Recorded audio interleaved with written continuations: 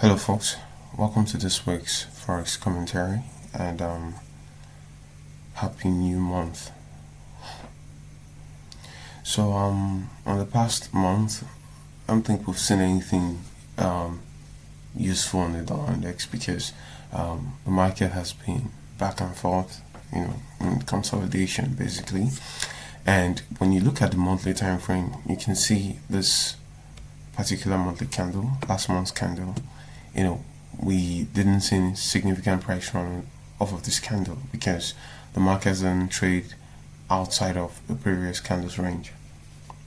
And we see the market respect this consecutive up close candles here and closed bearish. Okay, bearish is kind of like, it's a little bit significant here in my opinion, but not as you would expect anyways, because it's bearish means, okay, there's a likelihood for the early portion of June's trading to be bearish. And if I want to think about where am I expecting this candle to be bearish, I'd say the previous monthly low. Why? Well, whenever I see indecisive candles like this, I think we've talked about it, I usually like to say the markets trade into the previous monthly low first. Now, when we talk about the high time from institutional order flow on dollar index, which is bullish, right? And we also talk about market structure in terms of the high time from institutional order flow, because if the high time from institutional order flow is bullish, we want to see market close green like this. We want to see green close on the market. But if market trades below the previous monthly low, it's actually a bearish shift in market structure because the markets are creating a lower low. That's what it means when the market trades below the previous monthly low and trades below the previous monthly low, maintains the previous high and stuff. That's a high, a low, a lower high, lower low, lower high, lower low and stuff. That's market structure. So we want to see market structure reflect the high time from institutional order flow. That's why one of the basics of validating the high time from institutional order flow is seeing market structure shift in the direction of the high time from institutional order flow.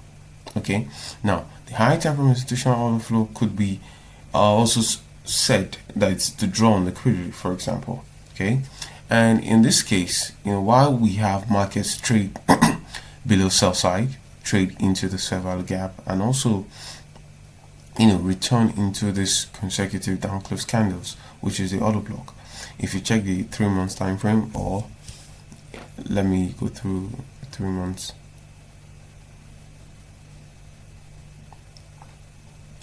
Okay, when you see the 3 months time frame, you can see this 1, 2, 3 candles. Okay, and the markets closed above. That's the change in the state in delivery.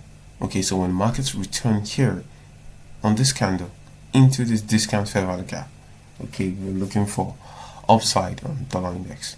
And it's not really just about the technical analysis, okay, because I can only make sense of it technically because all of data and stuff supports higher dollar index and stuff, and that's what I'm just leaning on.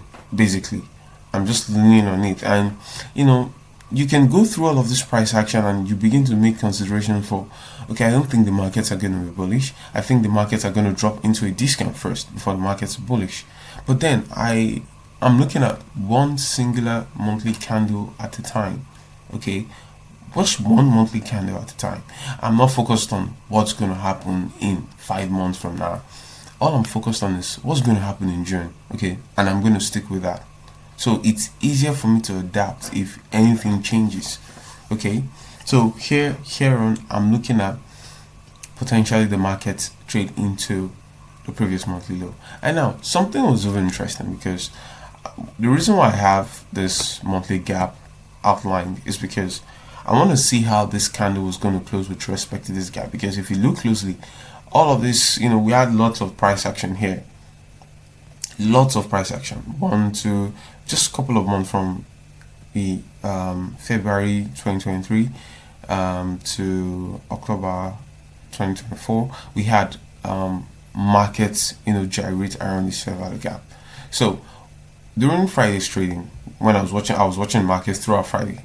I was looking at how dollar index was going to close, because how dollar index closes on Friday was pretty important, because I wanted to see if, okay, this time around they were going to invert this fair value gap, but that still didn't happen. And it's crazy, because what do you folks want, really? What do you want? And primarily, it's just a messy month, and it will be difficult to go last month without taking a loss, right? And so particularly because we have a bearish candle here, nothing bullish on the monthly time frame, nothing bullish. You're respecting key resistance level. Market closed bearish, but indecisive inside the range of April's trading. So I'm thinking markets could potentially trade into sell side here, and we could see the market establish the high time from institutional order flow through a change in state in delivery, a break in market structure, whatever you need on the high time frame, say the daily or the 4 hour time frame, to validate this. Okay, so preferably I like to see the market straight here and expand to trade into this gap here. That's what I think. But when we look at the weekly time frame, there's always a skewed narrative and something that doesn't really make sense. Okay, let me take this one off. Okay, I'll leave it. So about last week's trading on dollar index, we saw dollar index returning to discount the rejection block, right?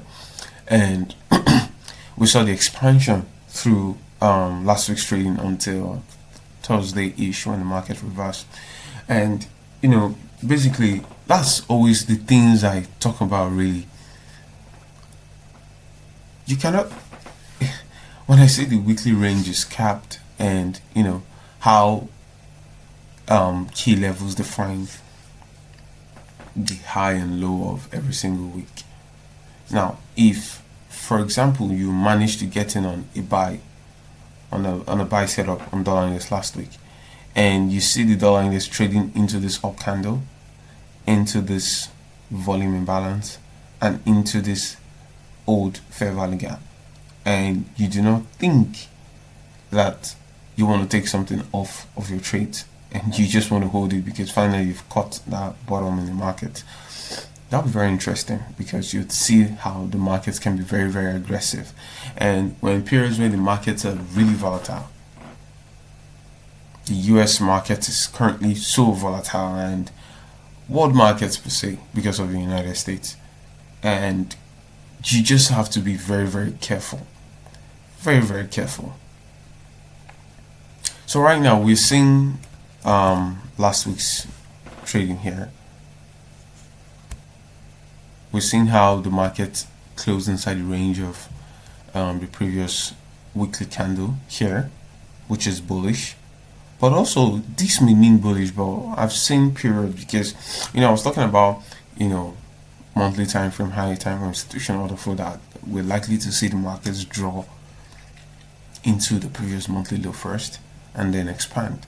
But on the weekly time frame, we're seeing market close bullish, even if markets somewhat are respecting this premium array, but we're seeing a bullish close, because it's the candle closure that really matters to me more than anything, for real, because now we have this long week. I don't know if the markets are willing to trade into sell side first, then close up, like trade through this week. But if that doesn't happen on the weekly time frame, or we don't see the market trade into the previous monthly low, which is this low here, if we don't see the market do that, and this week for some reason closes bullish, I think that would be a very good sign that we could see at least the first half of June bullish on dollar index. But first off, the early portion of the week is going to be a lot of waiting because I want to see what happens. First of all, I want to see how Monday trades. That's today. I want to see how Monday trades. Does Monday have any interest here? And whatever Monday is going to trade, however Monday is going to trade, how would it influence my decision for the rest of the week? Because Monday has to trade in a certain way that would, at least if Monday doesn't meet my expectation about how the markets will trade, Monday would trade in the direction of the high time for institutional order flow that would, at least give me props to want to go in for the rest of the week bullish on dollar index. Okay, so it's not just about Monday closing bullish, because Monday could close bullish and Tuesday could return into Monday's low and Wednesday could return into Tuesday's low and stuff like that. Markets are insane. So first of all, I recognize that I would like to see dollar index trading to the previous monthly low first, but the weekly time frame isn't showing that, because the weekly time frame we close bullish, and that's what I'm seeing.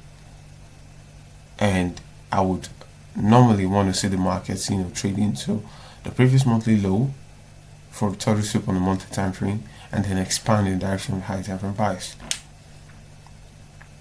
So there's still lots of what ifs. What if the market does this? What if the market does that and stuff? And I really don't know. And it's kind of like interesting because on the daily time frame we had an insane gap here. And when I saw this gap on Thursday's trading, I was on a setup on JPY, and I pyramid like positions on the trade, because I was saying, okay, finally, because the yen was showing leadership last week, and I was on JPY. I had to close partials. I don't say, in hindsight, I wouldn't have done anything differently, because I eventually got stopped out at even on the trade, and the market moved about 150 pips, and I only took about, say, I left the position completely. Okay, why the pyramid I got in on, I closed it when I saw the gap on dollar index, because I knew that when this happens, there's no way the markets aren't going to return to completely rebalance, the gap, the new day opening gap. But my thought process was, okay, if this was consecutive down candle, market ran liquidity here. Okay, this was my thought process, and market ran liquidity here, and we have an inverse fair value gap here.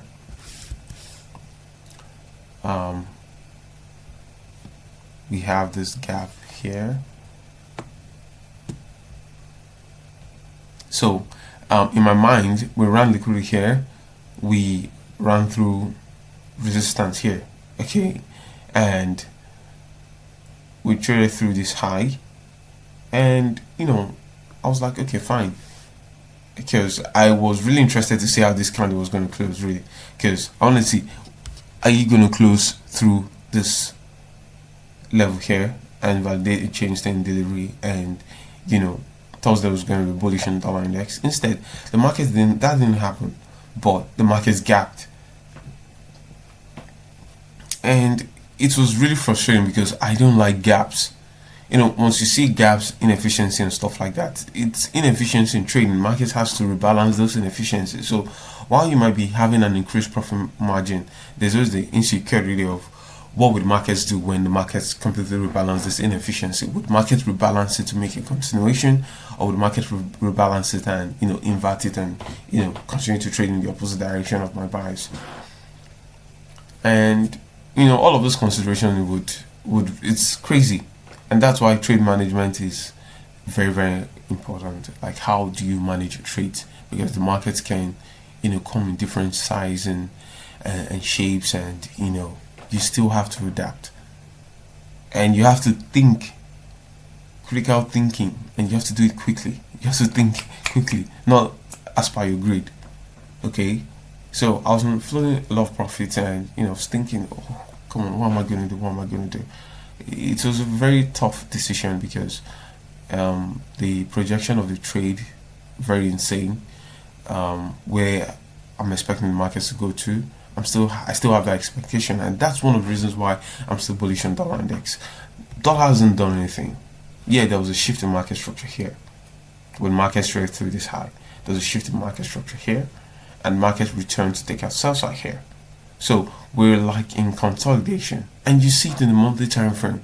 So you can make a solid decision based off of what June is likely to do off of last month's price action, because last month was a consolidation.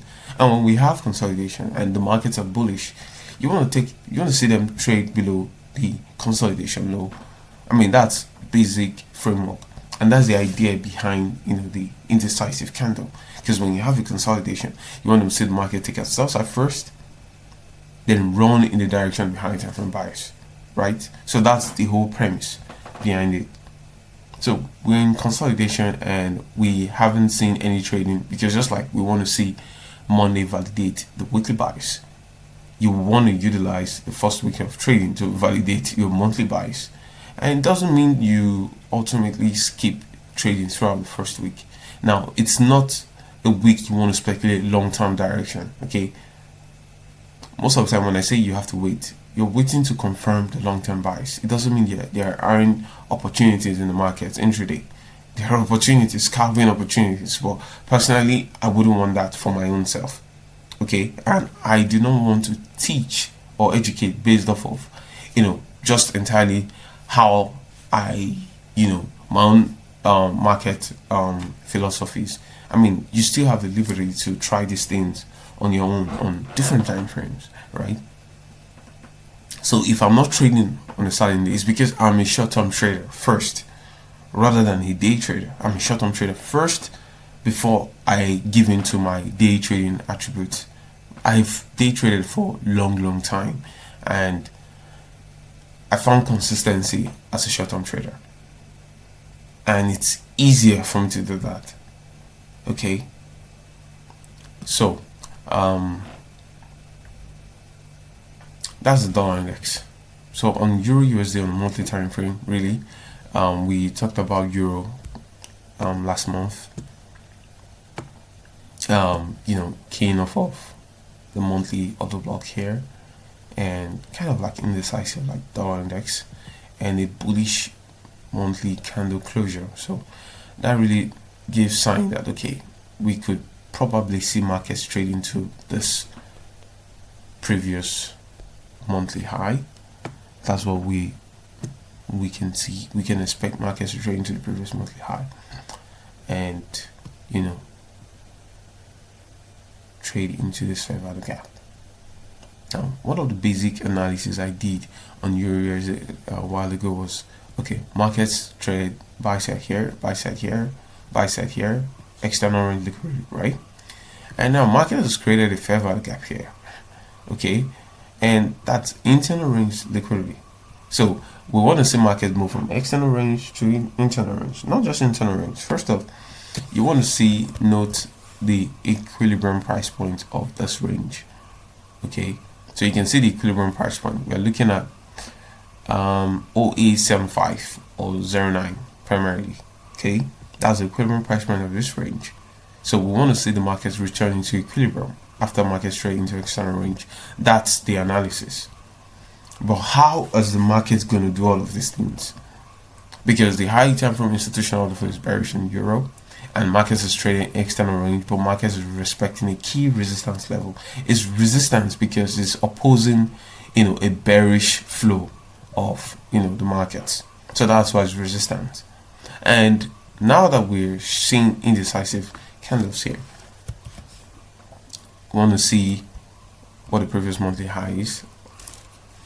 And let me put it up on the weekly time frame.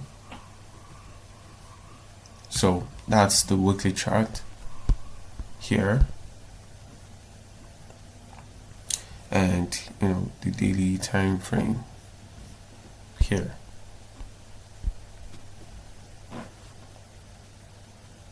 So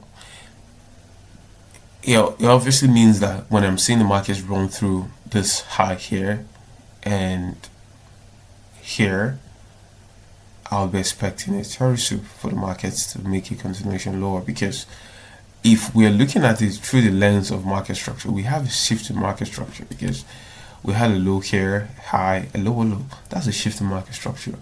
But I don't look at the market structure shift, especially when market closes like this.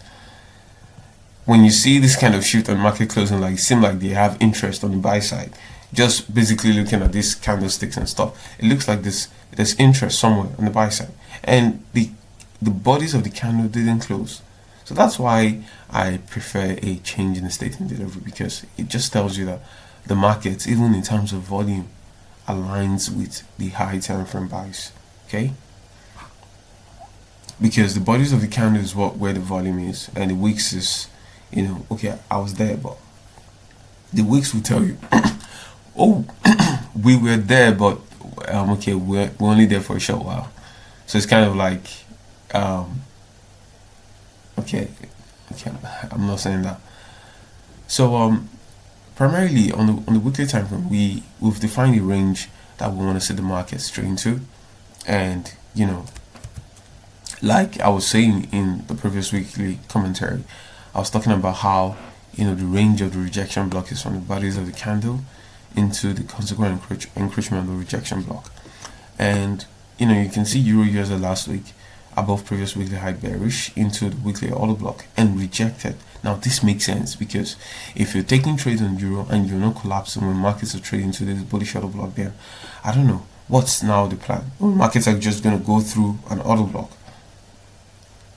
Everything on Euro USD only makes sense to me as bearish when we can stay below this weekly fair value gap, because this is the key level the markets are currently contending with. Okay, markets finding huge resistance or support off of this weekly fair value gap. So if we can see the markets trade below here and potentially through this up candle, then we are now confirmed bearish on Euro USD. So for now, Euro is still, I can't say bullish because we are in consolidation. Okay, it's consolidation off of last month's price action, but on the high time from high, if you look at market structure, we're still bullish. Okay, and Euro is obviously respecting bullish PD arrays. So you can see the rejection block here, and you can see the consequent encroachment of this rejection block here. But on the monthly time frame, we're just looking at buy side here. You can see this high here, and you can see this high here. So that's buy side liquidity. But if Euros is going to deliver bearish, is it compulsory that markets have to return into buy side here? No, it's not compulsory. But this is my own expectation, and at least when I'm patient, this is what I'm looking for. So if I'm not trading Monday, I'm watching to see, is Monday going to show any strength at all that's going to mean bullish on Tuesday? And when Tuesday gets here, I'm now going to position myself to see, okay, is markets going to follow suit when markets trade above buy side? So it's step by step, it's process by process. Now, if Monday doesn't trade bullish on Euro, and probably Monday trades bearish aggressively, and if it's aggressive enough to, close below these consecutive up candles, then I'm willing to take on the risk. Yeah, it may be risky, but I'm willing to take on the risk to be short on Euro USD. That's it. But for now, I'm just waiting, because there's a lot of things to put into consideration, and that's what it is, based off of my bias. Okay, it's not how I want the markets to trade and the market should, no. And that's why you barely find me just draw a level and say, okay, I'm waiting for the market to get here, because especially doing that on the lower time frame, because things could change on the daily and the weekly time frame. And the only time I would say, okay, buy here, sell here, is when I see validation from multi-time frame. Yeah, don't forget that we went short on Euro USD, and we called short on Euro USD. I called short on Euro USD. So all of this price action, we participated in this market, but we didn't here. And that's trading, because like I said, I was committed to one bias. And even when markets started rejecting, I was talking about how Euro USD was rejecting off of the monthly time frame, and we're going to have a long week. Now we've had long weeks already, of not doing anything for me personally on Euro USD. And I think that's one of the reasons, because I was initially telling you about how I took trades on KJPY and stuff like that. When you're trading one particular market, you have, you'd be disciplined on that market. You are not exposed in terms of risk to other asset classes. I mean, that's the advantage of a new and developing student trading one market. Not necessarily because you cannot trade other markets, but you need to learn to build discipline. You need to learn to build, okay, when is it not right for me to trade? I'm not trading. You're building discipline. So when you're trading other asset class, you're just going to mirror all of those attributes and characteristics you develop trading just one market across different asset classes. Do you understand? So that's like that. If that's the reason why I'd advise someone to trade only one market, then that's it. It's a lot and it's enough, really. A lot in the sense that you tend to learn the greatest thing ever. You learn to be patient. You learn to know when the market is risky. Now, when I say risk, it's not because you found a setup and setup is giving you 60 pips. That's not risk, because it's still the same percentage risk you're going to put on that trade. So nothing has really changed. It's only greedy to think, oh, it's risky, because you want to, the position size you want to put in. So it's risky when the markets aren't validating your own buys, or the market isn't validating the high time from institutional order flow in terms of market structure. And when I say market structure, I'm referring to candlesticks too. So that's a risky market, because you could put money inside and it could go for a short while and markets would reverse. You're burning out.